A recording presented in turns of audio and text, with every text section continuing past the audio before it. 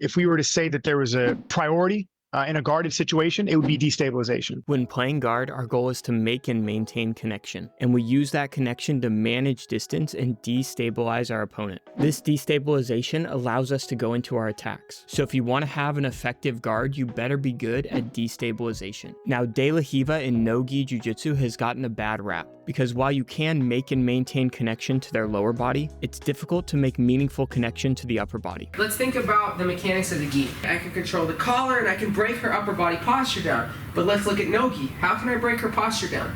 This makes it hard for us to use the connections we have to manage distance and destabilize our opponent, which is likely going to lead to a bad outcome for us. But people like Levi have shown effective ways of playing De La Riva without the gi. And in this video, we're going to talk about important principles from De La Riva when it comes to making and maintaining connection, managing distance, and ultimately destabilizing our opponent.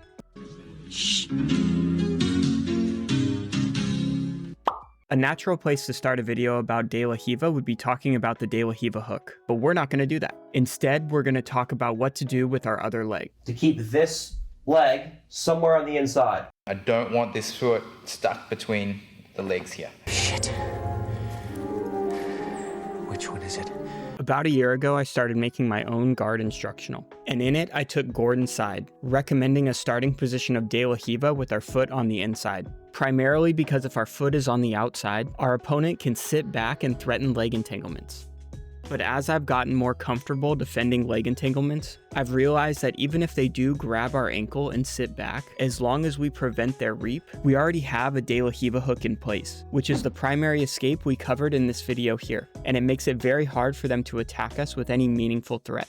And it's important to remember that the purpose of our connections is to manage distance and destabilize our opponent. And with our foot on the inside, it becomes very difficult for us to manage distance effectively. And now if we're not able to destabilize the top player, we're carrying their weight, and it's gonna make for a long match for us. So these days, after I make my initial De La Riva connection, my secondary leg is coming back towards my chest. Anytime Jacob starts to get control of this leg, I'll almost always pull my knee back towards my chest. Now with our starting position established, how do we use this connection to destabilize our opponent? To do so, we're going to implement this concept that Chris Wojcik talks about beautifully on the BJJ Mental Models podcast. The idea is when entering into the legs using something like a false reap, we're going to be looking to spin in between our opponent's legs. But when using something like K-guard, we're spinning to the outside of our opponent's legs. Now, one of the best ways to destabilize someone is to control both their legs. And just like Chris was talking about when entering into the legs, we can get a hold of our opponent's secondary leg by spinning around towards their back. Or we can get a hold of that second leg by rotating in between their legs. So the question becomes, which of these do we start with? Now, in trying to study a problem like this, I like to compare many examples to see what professionals are doing. But that requires many hours of match study to see just a few examples. So that's why I created the Outlier database, to give jiu-jitsu nerds like you and I a tool that makes it easy to find many examples of whatever position we're studying. And in my study of De La Riva, what I've found is that the problem with rotating in between our opponent's legs is generally it requires us to bring our secondary leg inside. And just like we discussed previously, this can be very problematic. And in my opinion, it makes the most sense to keep our secondary leg free as we threaten to spin around towards our opponent's back and grab their secondary leg to destabilize them. Now, as we're working around towards the back, we don't necessarily need to grab their secondary leg to destabilize them, and we could create enough pressure to knock them down towards their hip. Now, to avoid falling backwards to their hip, our opponent can elect to drop to their knee, which now makes it much harder for us to knock them down to their hip. Sometimes I go this way and he'll drop to his knee to not go over. So I go like this, and it drops to his knee. But now we've taken a standing opponent and forced them down to their knee, making them less athletic and achieving our goal of destabilization. And we did this by keeping our secondary leg free as we threatened to work around towards their back. My aim almost always when I get to De La Riva in no-gi is try to circle towards the back. Now often when we get to De La Riva, we'll start with a standard grip on their ankle, but as we work around towards their back, it gives us a great opportunity to upgrade this connection we have to their leg. And the biggest problem with playing De La Riva without the gi is our inability to make meaningful connection to the upper body. So if we can't connect to the upper body, we're really going to double down on our connection to the lower body. So the dilemma we play is as we're working around towards the back, we're either trying to destabilize the top player or upgrade our connection through the form of a deep Achilles grip or a scoop grip.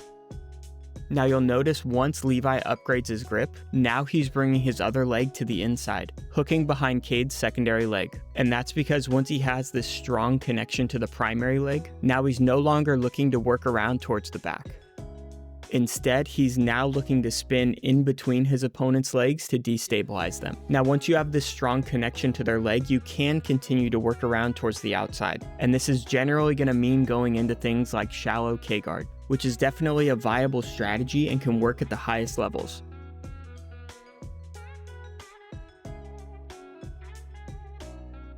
But from what I've seen, it tends to not lead to much and the defender's able to disengage. Once we have this upgraded connection, I think a more reliable strategy is to work back towards the center to destabilize our opponent. So the game from De La Riva is we make sure the top player can't step over our secondary leg so we can manage distance effectively. And then we start to work around to the outside of their legs with the goal of destabilizing them directly or upgrading the connection we have to their leg. And once we have a strong connection to their leg, the direction of our attack can switch, and we can now bring our secondary leg to the inside to help us destabilize our opponent. Now, when you have this upgraded connection and you pummel your foot to the inside, but you stay on your outside hip, now it becomes very hard for us to use these connections to destabilize our opponent. And I think very bad things start to happen if you stay with this scoop grip on your outside hip.